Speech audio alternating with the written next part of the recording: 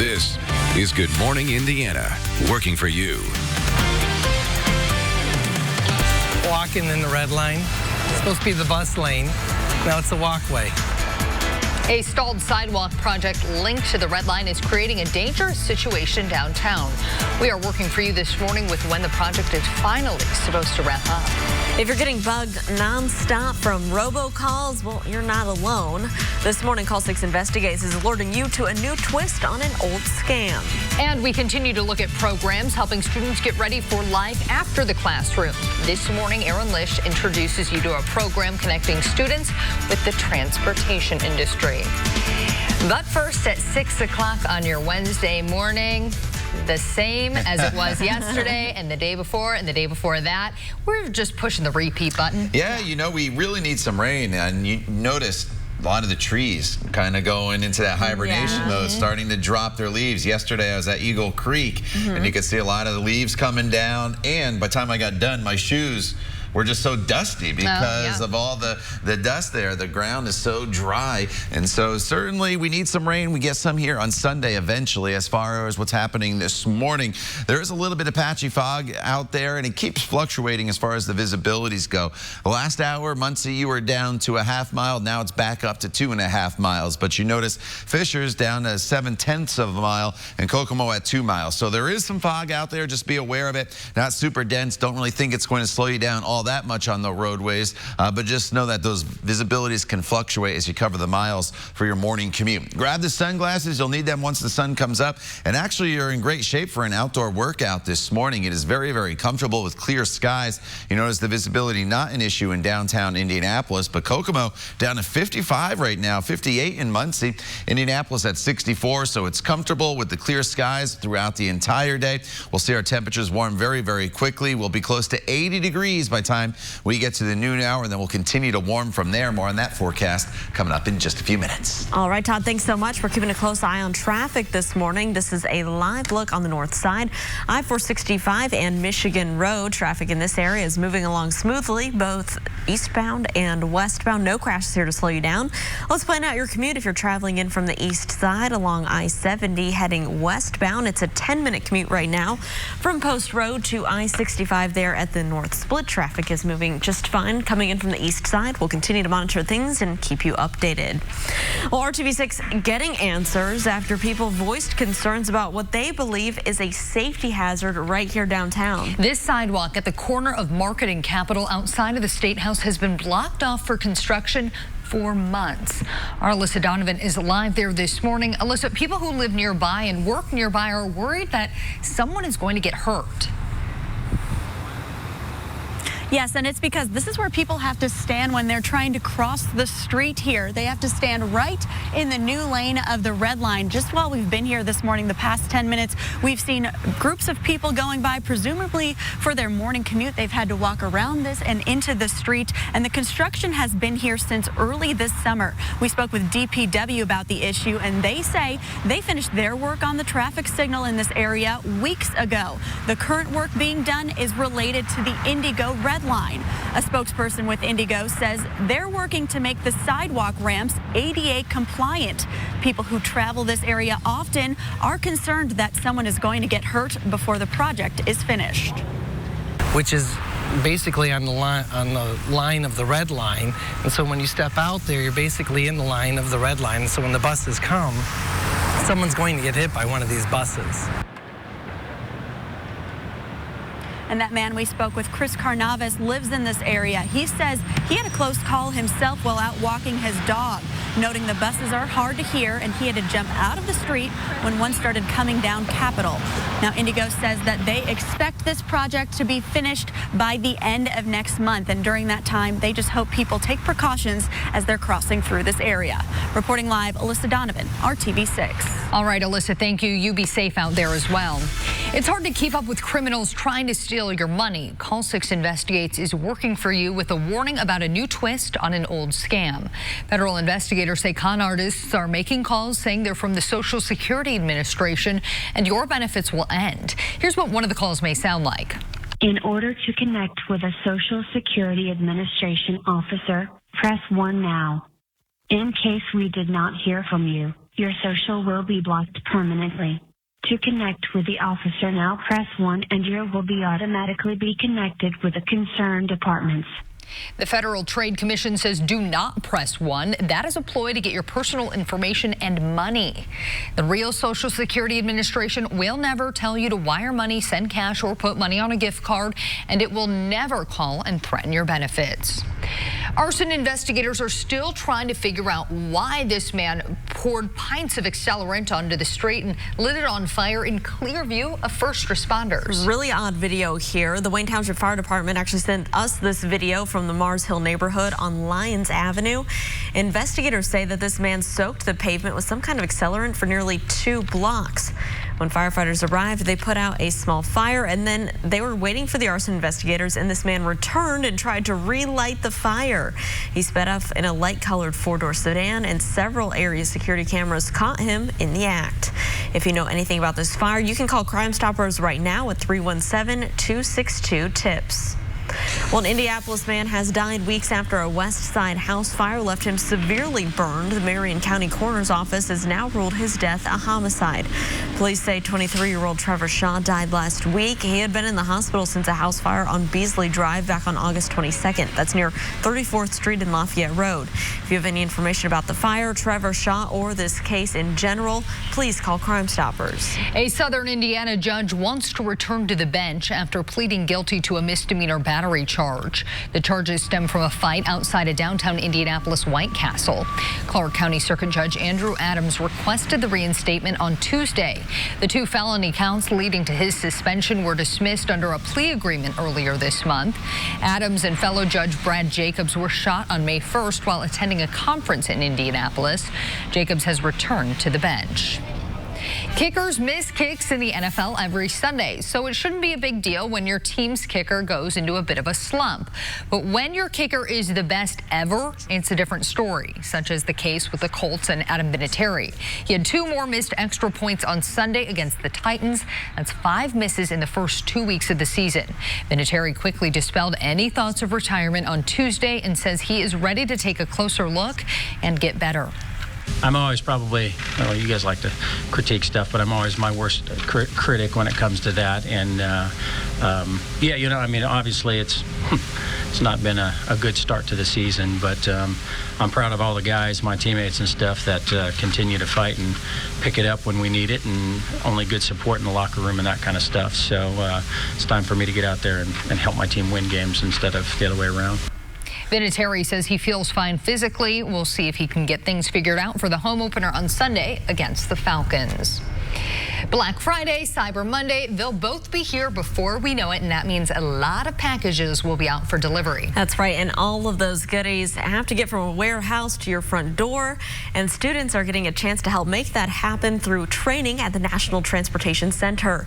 Our own Aaron Lish is joining us live there right now. And Aaron, we're looking at ways that students are becoming technicians to support this industry.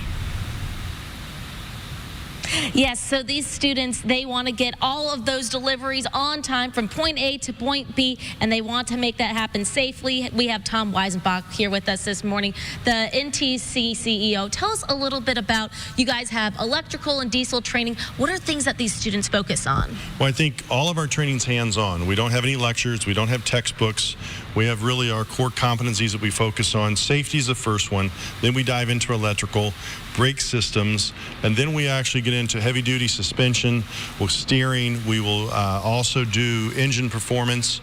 So again, for us, it's about mastery. We show them how to do one particular area. Once they've mastered that area, we let them move on to the next competency to learn that one. And we were talking a little bit about this. You know, of course, the drivers are important, but these techs are so imperative in this industry. Huge demand for techs right now across the country. Here in Central Indiana, without a doubt, if you go onto Indeed.com right now and pull up diesel tech, you'll probably have over 500-600 positions just here in Central Indiana, starting out at about $18.50 to $20 an hour. With our program being, you come out of it debt-free, you can be any from 18 to 80 years old, but to be able to make that that's a sustainable living wage. You can provide for a family, and that's starting out. Within 3 to 5 years, they estimate you'll be at $25 to $30 an hour. Wow, that's an amazing opportunity there. It is a 20-week-long course, and we're going to hear from those students in the next half hour. But for now, back to you guys in the studio. Aaron, thank you. Well, local college undergoes its biggest curriculum reform in its 185-year history. Just ahead in Hiring Hoosiers, I'll show you how it all has to do with new demands from our evolving workforce. Plus, more schools are using the internet to communicate, and that's attracting, you guessed it, hackers. After the break, what one expert says schools should be doing to better protect your child's personal information. Only at Ashley Home Store. This is home. Our Hiring Hoosiers initiative is all about showcasing how Hoosiers are getting connected to jobs in the workforce. And one of the most obvious ways to prepare for a career is through the college experience. So today we're actually traveling down to Johnson County to see how Franklin College is shaking things up in a big way. The college just underwent the most comprehensive curricular reform in the school's 185-year history. Their focus, positioning grads for success in this rapidly changing world. It was kind of like that icebreaker into coming into the college and actually meeting new people. Devin Wilhelm just kicked off his college career at a small liberal arts school in his hometown. The Franklin College freshman is already looking ahead to the future. My main goal is just becoming a doctor. So with the new science building, I was like, okay, they're going to have like top-of-line equipment. The biochemistry and neuroscience student is thinking of becoming an anesthesiologist, and he's diving right in with 2 labs this semester. Both of them are going to be real hands-on, and that's what I like, because I feel like once you're hands-on, you actually know what you're going to be doing, and you can use that in the future. Wilhelm is part of a new era at the college. FC just underwent that curriculum overhaul with a new initiative called The Pursuit. The dean of the college, Lori Schrader, says it's not about changing what the college does well. It's about staying relevant in today's evolving workforce. Internships and professional development will not only be options for students, but those experiences will be a cornerstone of their education. Every student will be gaining professional experience that is relevant to their area of study. They will have interactions with professionals in the community. They will have internship opportunities. They will have opportunities to get outside the bubble of academia and really learn the kinds of skills that we not only think employers want, we know they want. Combining real-world experiences with the Liberal Arts Foundation to make students more marketable to prospective employers. So we think it's just a terrific winning combination of liberal arts with relevant skills and introduction to the workforce. The college operates on trimesters, so the January term is set aside for internship experiences and partnering with professionals in the workforce. The college also added a week of mini courses called Pivot to learn some basic skills like banking, budgeting, cooking, and more. One student who took full advantage of the college's commitment to internship experiences is senior business marketing and management student Ian Jenks. So with Indianapolis being in our backyard, I really valued that for internship opportunities and ultimately jobs after school. You get to see what different companies look like and what kind of company you might want to look for and what job responsibilities you might want as well. Jenks has interned with companies like United Healthcare and Eli Lilly, which helped him gain experience he will take with him post-graduation. Some of those internships have kind of shaped what I want to do, and I'm hoping to do that after school. Well, for more information and a detailed look on the college's curricular reform and how your student can apply, just visit our website, hiringhoosiers.com, and click on this story. If you're interested in working in Boone County, companies will be looking to fill more than 800 positions at a career fair this evening. It goes from 4 to 7 at the Zionsville Town Hall. The fair is free and open to anyone. Companies in manufacturing, education, healthcare, and other industries will be there, including Zionsville Community Schools, Spherion, Allied Universal Security Services, and many more. At 6:16, Todd's got the fans going because we have another hot day ahead of us. Yeah, the fans, the air conditioners, you need them both. Not so much this morning. It actually cooled off quite nicely throughout the overnight hours. We're in the 50s in some locations here this morning, but we're going to warm up very, very quickly as we continue to deal with this late season heat. Keep in mind our average high this time of year, 77 degrees, and we'll be in the mid to upper 80s at least through Friday. And then we'll finally bring in some rain chances as we head into this weekend. Not only has it been warm, it's been very very, very dry as well, as we've been dealing with very dry conditions through the metro area and points to the south. A little more in the way of rainfall has fallen in northern locations so far this month, but officially at the Indianapolis International Airport, only 1/100th of an inch, which is basically next to nothing. So outside this morning, a little bit of patchy fog. It's gotten a little better here in the Muncie area. Fisher is still at 0.7 of a mile visibility.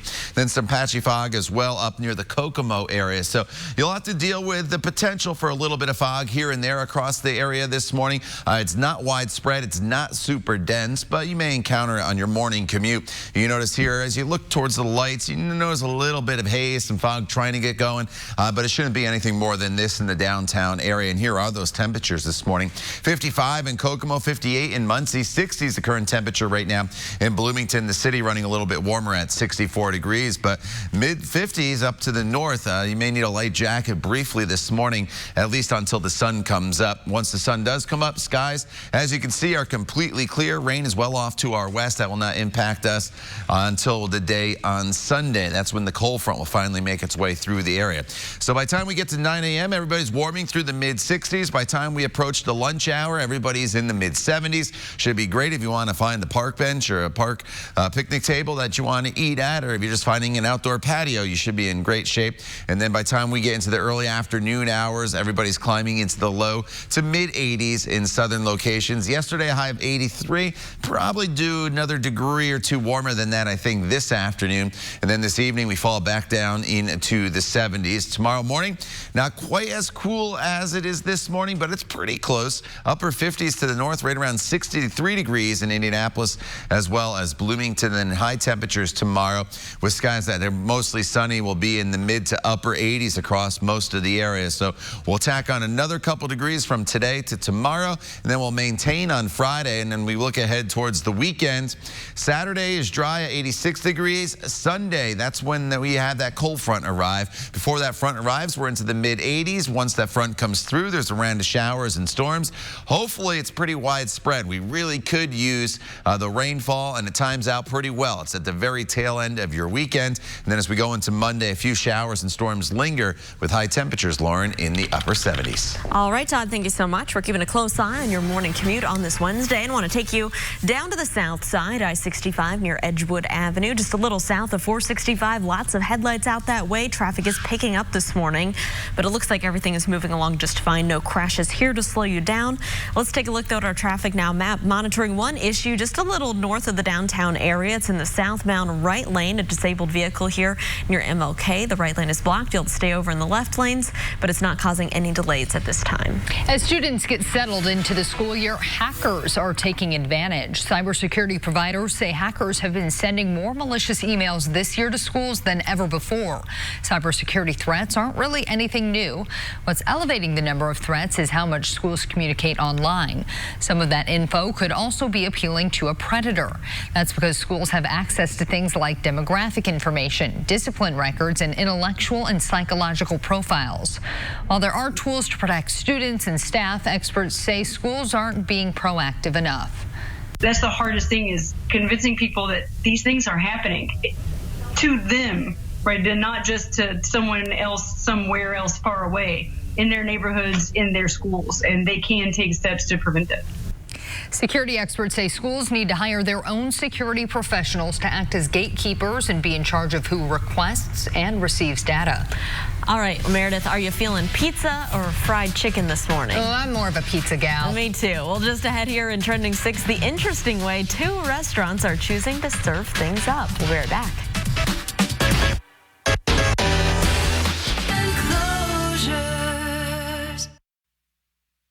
Welcome back to Good Morning Indiana. It is 6:23 here on your Wednesday, and we're keeping a close eye on traffic this morning. We are trying to find that disabled vehicle on I-65 near MLK and West Street, but it looks like from this view anyways, everything is moving along just fine. Traffic's picking up, but traveling up to speed. Before you head out the door, it's time for the Trending 6. These are some of the stories that everyone is sharing online today that you'll want to know about. Step aside regular stuffed crust pizza. Pizza Hut is introducing stuffed Cheez-It pizza. It's available nationwide for a limited time for $6.49. It includes 4 baked jumbo squares, a crust infused with the sharp cheddar flavor of Cheez-Its, and it's stuffed with either cheese or pepperoni and cheese and served with a marinara dipping sauce. Interesting. Well, KFC may have taken the battle over the chicken sandwiches to a new level. Look at this. The fast food chicken announced that it's testing a fried chicken sandwich with glazed donuts as the bun. The sweet and savory combo is not available nationwide. It's not available here. KFC is only testing it in Norfolk and Richmond, Virginia, and Pittsburgh. It's going to cost you about $6. Living a life of luxury might not be your everyday, but it can be a reality for a night. To honor the release of the Downton Abbey movie, Highclere Castle is offering a once-in-a-lifetime opportunity on November 26th. Though you might have to change your Thanksgiving plans. 2 guests will be allowed to spend the night in a private room in the castle. It will cost you $200, but you'll have to be quick to secure the reservation once it opens on October 1st because it is first come, first served. I think it's a pretty fair price. Well, Taylor Swift has announced her 2020 tour dates, but U.S. fans, you're going to have to calm down. There are only 2 dates in North America. The rest are in Europe and Brazil. Swift says that her Lover album is about open fields and sunsets, and so she wants to perform in a way that feels authentic. The FBI is asking the public to help them catch a bank robbery suspect nicknamed the Mummy Marauder, and you can see why. Kind of scary. Yeah. The FBI says the photo shows him robbing a bank near Houston, Texas late last week. His face covered with white gauze while he also wore a wig and a baseball hat. There is a $5,000 reward for information leading to his arrest, and I do not recommend taking this as a Halloween costume idea because it might land you behind bars. That's true. Well, a 37-year-old Colorado woman just became the first person to swim the English Channel 4 times nonstop. Less than 2 years ago, Sarah Thomas was diagnosed with breast cancer. This past spring, she beat it, and now she's beaten a world record, consecutively swimming the channel 4 times over. Thomas's journey took about 54 hours to complete, and she says the hardest part was the harsh salt water. Thomas dedicated her epic feat to other cancer survivors. Good for her. Way to go. Pretty amazing. Awesome. All right, well, guess what? It is the middle of September, and you too can still go for a swim today because it's nice and warm out. Too bad a lot of these pools weren't open still across the area. You know, they all shut down, unfortunately. For you today, or really for the past couple of weeks, really, we've been dealing with these above normal temperatures. This morning, it's a little on the cool side. Some of you are in the 50s, and some of you are still in the low 60s. It's 64 right now, officially in Indianapolis. But once the sun comes up in just about an hour, we will start to warm things up very, very quickly. 80 degrees already by the noon hour. Then high temperatures this afternoon will top off right around 86 degrees in the city, just slightly cooler to the north. All in all, a very pleasant day with sunshine, those temperatures you see there, and fairly low humidity. The humidity does come back as the week progresses. We'll talk more about your extended forecast coming up in the next half hour. Todd, thank you. Riding a scooter or skateboard in Carmel could soon become more difficult. Ahead on Good Morning Indiana, where city leaders are hoping to add new restrictions. And we're keeping a close eye on your morning commute. This is a live look near the downtown area, I-65 at West Street and MLK. We'll continue to keep you updated on any crashes or issues we find for your morning commute. Stay with us. We'll be right back after this short break. That's why the milk is so fresh at Meijer. This is Good Morning Indiana, working for you. They want an apology. Now at 6:30, activist groups take on a prosecutor over the way he characterized events that led to the punching of a student by a police officer. A look at another program helping students get ready for life after the classroom. This morning, our Aaron Lish introduces all of us to a program connecting students with the transportation industry. And work on a busy downtown sidewalk was supposed to be completed by now. A closer look at what's causing the delay and why no one even appeared to be working on that project when our cameras were there. It is 6:30 here on your Wednesday morning, halfway through the week. I'm Meredith Barrett. And I'm Lauren Casey. Todd Clausen is joining us, and it's been kind of a boring week so far for Todd. He's had a pretty easy job here. Yeah, he's over there like doing crossword puzzles. Twiddling his thumbs. Yeah. I wish. You know, it is kind of boring for me. You know, weather people, we don't like talking about severe weather, but we like at least something to talk about. Now I know how my fellow comrades out in San Diego feel on a daily basis. Kicking their feet up. Right, in Las Vegas. Outside right now, one minor thing we've been been talking about the past few mornings has been a little bit of patchy fog that has been settling in. Hasn't been super widespread or super dense throughout the course of the past few mornings, but you do notice here in Sheridan the visibility is down to 0.8 of a mile. So anytime you're getting below 1 mile, that's when you're starting to run into maybe some minor issues. Then you can see up towards the Kokomo area, visibility reduced just a little bit. But here in downtown Indianapolis, it is not too much of an issue for you here all across the area. As far as any rain, front is well off to our west. That really doesn't make its way into our area until Sunday, and that is going to be our next chance of seeing some decent rain across the area. Until then, we are going to be completely dry for your morning, at least today. We'll warm up quickly from a cooler start. Some of you are in the 50s here this morning, but as soon as the sun comes up, we're quickly through the 60s and into the 70s. By the noon hour, we are close to 80 degrees. We'll talk about the rest of today and look ahead to your extended forecast in just a few minutes. All right, Todd, we're keeping a close eye on your roads on your Wednesday morning, and here's the live look near the downtown area, I-65 and West Street and MLK. You can see a lot of headlights out that way. Traffic is picking up at this hour, but it's traveling up to speed. No crashes in this area right now to slow down your commute. An autopsy is scheduled for today to determine what caused the death of an 8-week-old baby in Johnson County.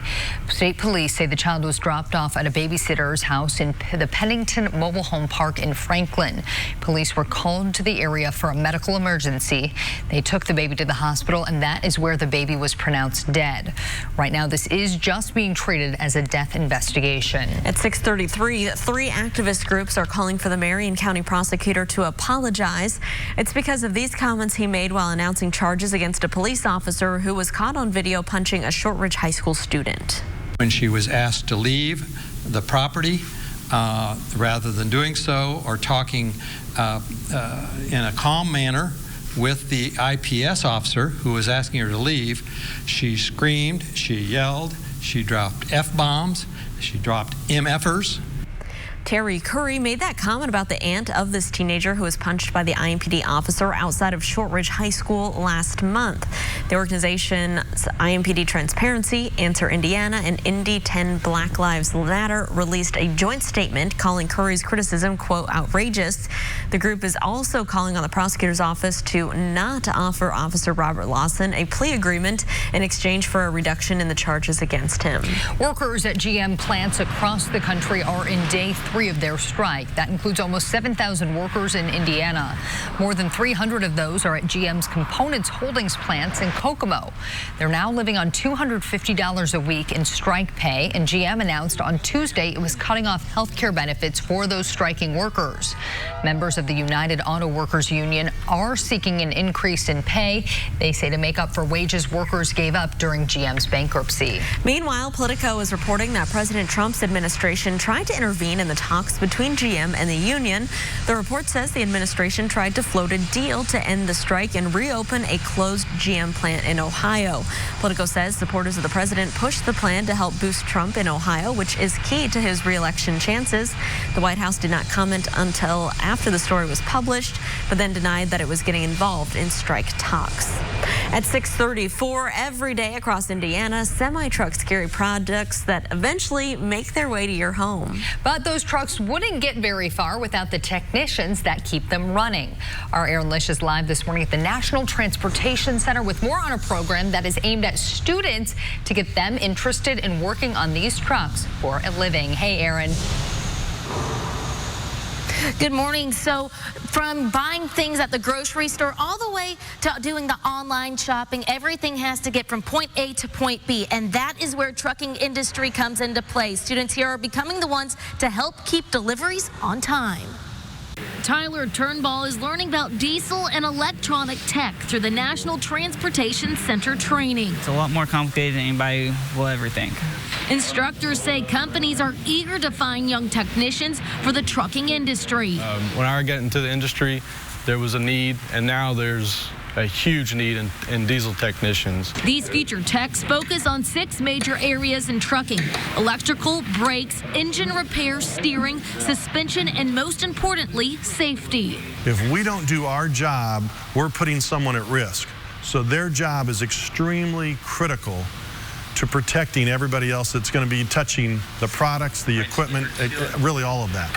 Turnbull says people will be relying on him to do high-quality work. It's a very high responsibility, but it's a responsibility somebody has to take on because the drivers, they run America. To get more techs out there to help drivers, NTC connects the students with scholarships so they can leave the 20-week training without paying a dime. This program is great, and they offer me a lot of great opportunity, hands-on, especially that's what I'm looking for. These students supporting the transportation industry as they build themselves a future career. It's still too good to be true, but I'm learning a lot here, and I love it. So NTC wants veterans, underemployed, and the youth to take advantage of this opportunity. To be in this training, you need to have a driver's license, high school diploma, or something equivalent to that. And you have to be 18 years old unless you're 17 and your 18th birthday, which is within 5 months of the training starting. I'll send it back to you guys in the studio. Aaron, thank you. He was convicted in the crash that killed Colts linebacker Edwin Jackson and Uber driver Jeffrey Monroe, and now he has been sentenced in federal court for illegally re-entering the country. A federal judge sentenced Manuel Orrego Zavala to 3.5 years in federal prison on top of his 16-year prison sentence from a state court. Investigators say the Guatemalan was in the country illegally at the time of the crash on I-70 near Holt Road. He's accused of having a blood alcohol content 3 times the legal limit when he caused the fatal crash in February of last year. At 6:37 today, a woman marks what would have been her husband's 58th birthday, and she's not giving up hope that someone will share information to help catch her husband's killer. Curtis Wooden was shot and killed in December of 2016 outside of an apartment near 21st Street and I-465 on the east side. It was shortly after he left home to buy lottery tickets. A memorial for Wooden will be held this evening at 6:30 on Little John Drive, where the shooting took place. His widow hopes that this puts the spotlight back on his case. RTV6 is getting some answers after people voiced concerns about what they believe is a safety hazard right here downtown. The sidewalk at the corner of Market and Capitol outside of the State House has been blocked off for construction for months. That is where we find our Alyssa Donovan live this morning. Alyssa, you tell us that people who live and work nearby are worried someone is going to get hurt. That's right, and you can see why, Meredith. There is this large construction project right here on the corner of Market and Capitol, and the other side of the cones there, that's where people have to stand if they want to cross the street. And we've seen a lot of people just passing by this morning. They're having to go around and into that lane where the Red Line bus is. The construction has been here since early this summer. We spoke with DPW about the issue, and they say they finished their work on a traffic signal in this spot weeks ago. The current work being done is related to the Indigo Red Line. A spokesperson with Indigo says they're working to make the sidewalk ramps ADA compliant.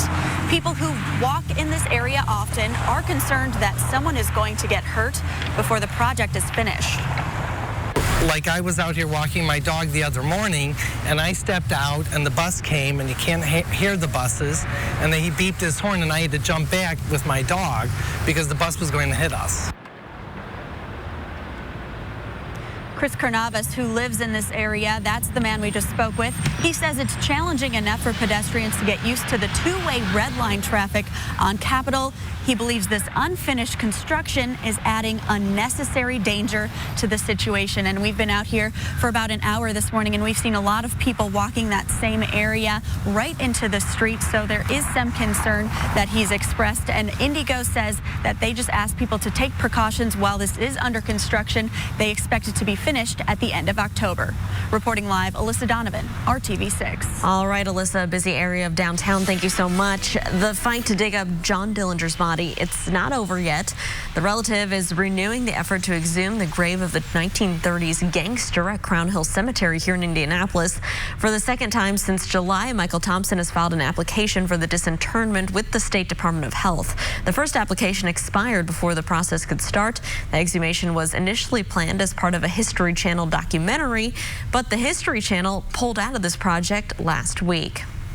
Back here at home, 6:41, and we want to get a check of that dog walking forecast, Todd. Yeah, and it's great as you walk out the door here this morning as the humidity is low and temperatures are in the 50s and 60s. So our featured dogs of the day, we got two of them. Moose and Bear just sitting there on the porch outside enjoying the nice temperatures and the sunshine that we've had the past few days. And thanks to Cade for sending Moose and Bear in. And you can send your photos to my Facebook page, Todd Clausen at RTV6. Make sure you tell me the names of your pups, though, so I can get that on the board. I get lots of pictures of dogs without names, and then I have to send you a message to find out. So Green Paws from start to finish today. It's a beautiful day for us. Starting off cool, warming into the mid to upper 80s later on this afternoon with mostly sunny skies. We're dry Thursday, Friday, and Saturday. Finally, some needed rainfall is in the forecast as we get into Sunday. It's not a slam dunk case of rain, about a 40% chance. We'll talk more about this extended forecast in your 7-day planner coming up in just a few minutes. Todd, thank you. The skaters say it's bogus, man. But just ahead, we'll show you how one city doesn't think it's gnarly for them to ride in certain parts of town. And music legends like Willie Nelson and Robert Plant will be taking stage this Friday right here in Central Indiana. And we want to get you in the doors. Just after the break, we'll have your chance to win tickets to the Outlaw Music Festival. Time right now is 6:42. Stick around. We'll be right back. Those free windows really cost you. Welcome back to Good Morning Indiana. It is 6:44 on your Wednesday, and we found the disabled vehicle. It is the semi-truck here on the southbound lanes of I-65. This is near the pedestrian overpass near 30th Street. It is slowing down traffic just a little bit as you have to get out of that right lane, but then once you get past this, everything picks back up as you're heading towards the downtown area. We'll keep a close eye on this and let you know when everything is all clear. President Trump's former campaign manager refused to answer some questions about potential obstruction by President Trump. He also spent much of a House Judiciary Committee hearing arguing with Democrats. But Corey Lewandowski also made some key admissions that could be part of an impeachment case against the president. He admitted that Trump recruited him to order then Attorney General Jeff Sessions to limit the special counsel's investigation, even though Lewandowski didn't work for the White House. He also said he lied repeatedly to news organizations, saying he didn't have an obligation to tell them the truth. At 6:45, President Trump could announce today that his Environmental Protection Agency will try and revoke the state of California's authority to set higher standards for fuel emissions than those that are set by the federal government. Trump has been pushing for a rollback of tougher federal emission standards that passed under former President Obama. Critics of the higher standards say it could lead to separate markets for vehicles in the country. California plans to challenge the change in court, saying that it's trying to cut emissions that cause climate change and air pollution. Your city or town may be getting more or less money to fund road repairs than expected due to an accounting error. According to Indianapolis City County Councilor Jared Evans, the state auditor discovered the mistake. It came in calculating how to distribute money from an account that's funded through fuel taxes, vehicle registration costs, and other transportation fees. This new information comes as the City County Commission to study infrastructure met on Tuesday night. We think it's a positive impact for Indianapolis residents, so we're really excited about this. This is going to be additional funding for our roads and sidewalks and bridges here in Indianapolis. Evans says the auditor is still working through the numbers. Other parts of the state could see a drop in road funding, however. Here at 6:46, critics say this is not gnarly. Carmel is considering adding more restrictions on skateboards and scooters. They will no longer be allowed in Midtown, the Arts and Design District, and parking garages that would be under this new proposed ordinance. Violators would be fined up to $100 for their first offense and up to $500 for subsequent offenses. We are receiving complaints about skateboarders being in our municipal garages. The publicly owned garages, they love that speed, but it actually creates a very dangerous situation, not only for them, but making drivers uncomfortable as well. I really think that if you're going to put something like this down, like a ban, you need to provide other places for it to go. Skateboarding is already banned in areas like the Carmel City Center, Civic Square, the Veterans Memorial, and Rotary Plaza. There's a skate park at the Monon Community Center. Well, back here, we want to take a look at our forecast for today, and we know visibility could be an issue, Todd. Yeah, you know, it's not been a huge issue throughout the week, but each day we have been dealing with some reduced visibility. It's mainly been in northern locations.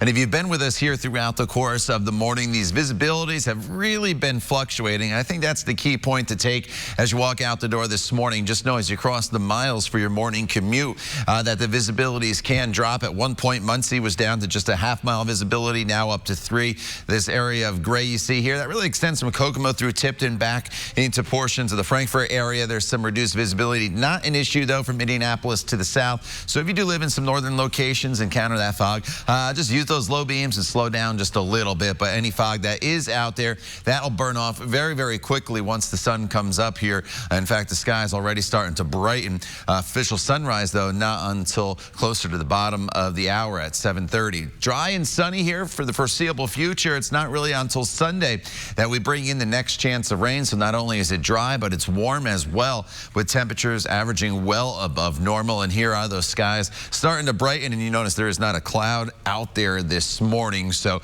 it's cooled off into the 60s and the 50s, depending on where you are. The city's running a little bit warmer at 64 degrees. That dew point's at 60 degrees, and that's a very comfortable number for us. But look at the 50s to the north. You may want a light jacket briefly here this morning.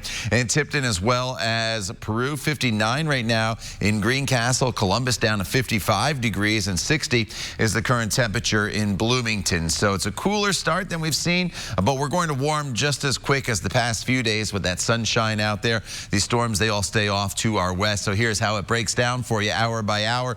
We're already into the 70s by 10 a.m. We're already pushing the 80-degree mark by the noon hour, and then we'll continue to see those temperatures warm into the mid-80s for your afternoon highs. So it's going to be just a great day for us across the area this evening. If you have plans, temperatures will fall into the 70s as soon as that sun sets across the area, which is at 7:49 now as we work our way throughout the month of September here. So tomorrow morning, just as cool to the north, 50s, about 63 in Indianapolis. So it's one of those nights you probably open the windows and turn the air conditioner off, let that cooler air in, and then